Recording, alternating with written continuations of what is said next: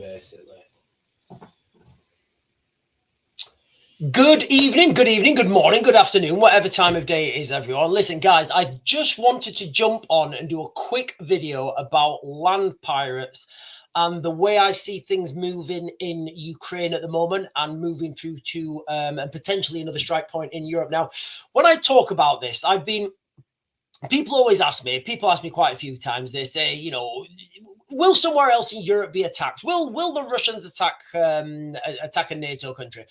And my answer at the moment is there's no utility, right? There's no utility in striking another European country. It just makes absolutely no sense. Now, there's still a lot of objectives to be achieved in Ukraine. So before I go on to land pirates, I just want to show people what I mean by objectives in Ukraine. So I'm just going to, if I can, I'm just going to jump onto the war map, and then I'll show you guys exactly what I mean. So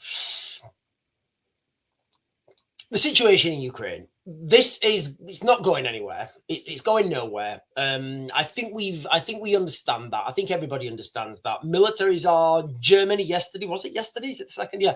Yesterday, Germany started there, not conscription, but trying to get as many people into the military as possible. We know French are following the suit, Finland, Poland, European armies all over, you know, they're all bolstering their ranks, and that's the reality. Now, the reason is because the Russians are pushing forwards and there's no stopping them. What people understand is mass matters.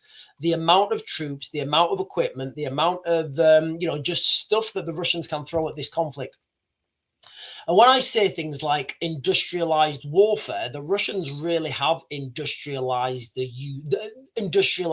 Russians have industrial manpower. That's what I'm saying. So this situation here is going to get worse. I don't see anything happening until the Russians make it up to the River Dnipro. So we're looking, I don't know what we're calling it there, 135 kilometers or whatever, depending on where on that line you guys want to go from. But I don't see anything happening to there. On the live stream earlier, I was talking about, on the live stream, when I was talking to you guys earlier, some of you guys were asking, Sean, what do you mean by land pirates? What do you mean by land pirates? Are you talking about mercenaries? Are you talking about this? Are you talking about that? I'm talking about all of them. What I feel is going to happen is, if you think about the way a modern military is set up, for example, let's just say a battalion, let's say an infantry battalion, right? You have a Western infantry battalion. They're usually broken down into 3 fighting companies called rifle companies. So Alpha, Bravo, Charlie. You would get a support company element, which would have your support arms. So your indirect fire, your machine guns, your patrols, your mortars, your signals, snipers, potentially drones as well. They would be in your support company, and elements of that support company will be attached to elements of those rifle companies, and they will do something called assault suppress reserve. They have a logistics base behind them, and they can keep pushing forwards. Now, the doctrine is, as you guys just saw on that map, the doctrine to use this is when you've got a front line, when you have a well-established front line, you have bad guys in front of you and good guys behind you. Now, land pirates, they are going to absolutely change the battlefield. I don't know. We've not seen them yet. I'm predicting this is coming. Okay. So what do I mean by land pirates? First of all, we already know that the Russians are pulling people out of prison. They're pulling people out. You know, they're literally trying to get anybody onto that front line.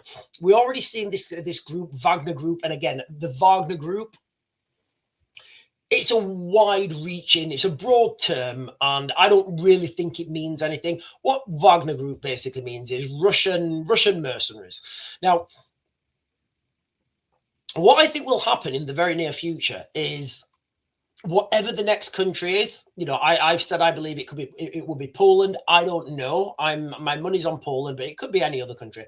What would happen is, rather than use a full military assault, rather than using Russian tanks and, all the logistics that go behind it through Belarus, pushing into Poland, or potentially going over the Suwalki corridor into Kaliningrad, what you would do, you would use smaller groups of maybe 50 to 100 men armed with small arms, and they'd be more like bandits. And you would say to them, you would say, right, guys, when you go into this country, whatever you take, you can keep, but the land belongs to Russia. So they're going into, I'm using Poland as an example. So they go into Poland, they start stealing things. They're stealing cars, they're stealing food, they're stealing water, they're just stealing their way through. That becomes very difficult to counter with a conventional military, because the reality is people in the West, we are not ready. And the example I gave to everybody earlier on, I said, right, guys, listen, just imagine for a second if this happens where you live, right? Imagine if this happened where you live. So you're moving, wherever you live in the United Kingdom, wherever you live, wherever, right? Imagine where you live now, a gang of 100 to 50 to 100 bandits turn up at your local town. What resistance can you give? Like, what are you going to do? What are you going to do? How are you going to resist those men? You know, these men they're dressed like Mad Max. They've got AK-74s. They've got, broken down vehicles. By broken down vehicles, I mean chopped down and repurposed civilian vehicles. They're called technicals. They drive into your town. They drive into your village. How are you going to oppose them? I'll give you the short answer. You're not going to oppose them. Your best tactic would be to flee for your life. Now, the problem with that is most people won't understand what's coming. They look out of the window and they think, oh, this is not going to affect me. Kind of is. You only need to look at, if you guys look at things that happened in Bucha, Irpin, Borodyanka in Ukraine, these things are real. So when I'm talking about the use of land pirates, when I talk about how land pirates are going to hit Europe, that's the reality. I think these people are going to be driving to Europe, and then they're virtually impossible to stop because they don't have the supply chain. They're stealing their way through. So now you have these pockets of resistance. And who are you going to send to counter those pockets of resistance? You're going to send the military, right? You're going to send the military, and with those military, you're going to have the you're going to have that backup. You're going to have that logistical support of those people behind you. So you're going to have all the branded kit and equipment. You're going to have all the Land Rover spare parts. You're going to have all your weapons are going to have to be serviced. You're going to have that ammunition supply chain. These land pirates are literally just cruising around the countryside, taking what they want. And that is what I think the future of warfare is in Europe.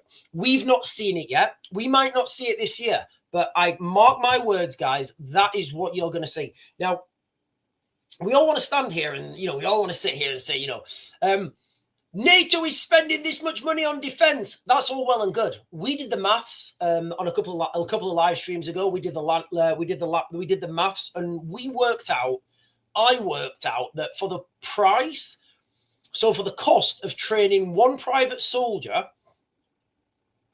in the United Kingdom. In fact, guys, listen, just a quick question for you guys right now. And I do this a lot. People say to me, they say, oh, but the NATO army is so much stronger than the Russian army. We could defeat them if we were 5-1 outnumbered. All right. Whatever your basis for that analysis is fair. Let's go with those numbers, because I've had people on the chat say that before. And it doesn't really mean anything. I totally accept it doesn't really mean anything. But it's a visualization, right? So if you think that one NATO trained soldier in a battlefield, and again, I know this is a very, very, it's a huge generalization, right? So if one NATO soldier is the equivalent to or greater than 5 conscripts, just use that as a metric, right? We did the maths and we worked out for the price of training one British soldier, you can deploy 50 conscripts. So let's go with that. Let's go with that worst case scenario. Let's go with a NATO soldier is worth 5 conscripts. Let's double it. Let's triple it. Let's triple it, shall we? So let's triple it to 15. So let's say one NATO soldier is worth 15 conscripts. What do you do with the other 35? You see, the maths doesn't add up. And that's where I think the future of warfare is going, guys. I think that future of warfare is going to be by the Russians understand that they can't beat a NATO forces conventionally. So they're just going to go full asymmetric. They're going to say, right, guys, I'm not going to pay you. What I'm going to do is we're going to invade Europe, right? We're going to go into Poland. And again, guys, it's a total hypothetical, okay? This is a 100% hypothetical video. They say, right, we're going to invade Europe, but we're not going to pay you. What we're going to do is we're going to say, right, anything you steal, anything you claim, buildings, cars, factories, infrastructure, new trainers, you know, whatever, that's yours, but the land belongs to Russia. What do you think happens? Do you think people in Russia would volunteer for that? In fact, guys, listen, I bet there's some people in the chat right now who would probably volunteer for that. That's the future. That's the future. I believe that is the future of warfare. That's what I'm talking about when I talk about land pirates. I just wanted to do a real quick video on that, guys, because earlier on I was talking about land pirates, and I think I was confusing some people. I think people were getting confused a little bit, but that is exactly what I'm talking about. Right, there's a comment. Lord of Language is saying the SAS played the role of land pirates in Afghanistan. They're very difficult to combat against. Slim is saying, did you say land pirates? Yeah, Jim lad. Yeah. Why do pirates talk with a Cornish accent? I don't know. And Gerald of Riviera is saying an invading army with no air power. Yes. Yes. That's the genius of it, right? That is the genius of it, all right? Who are you going to airstrike? Literally, who are you going to send those airstrikes? Just consider this, right? All the NATO air power. I don't mean to be picking on Poland. This is a hypothetical live stream, all right, guys? This is a hypothetical live stream. But let's just say, for example, town in Poland has been invaded by non-conventional forces, small groups of 50 to 100 men, and they are just ransacking their way through Poland, all right? They're in a town. They're wearing civilian clothes. They're in civilian cars. They're in civilian vehicles. Are you really going to risk airstriking those places? It's going to be an absolute nightmare. It's going to be an absolute nightmare calling air supporting. And who's going to call air supporting on their own cities? Catalytic converter is saying little green men. Yeah, so we all forget about that, don't we? We all forget about that. And this is what I mean. You know, we know that Russia is not adverse to using asymmetric warfare, deniable operators and deniable operations. The little green men, for those of you guys who don't know, what catalytic converter is saying is back in, what was it, 2014. This is when the real invasion of Ukraine happened, right? 2014. There was an annexation of Crimea and parts of the Donbass. There was these little green men. They were wearing Russian uniforms. They had Russian rifles. They spoke Russian. They were driving Russian trucks.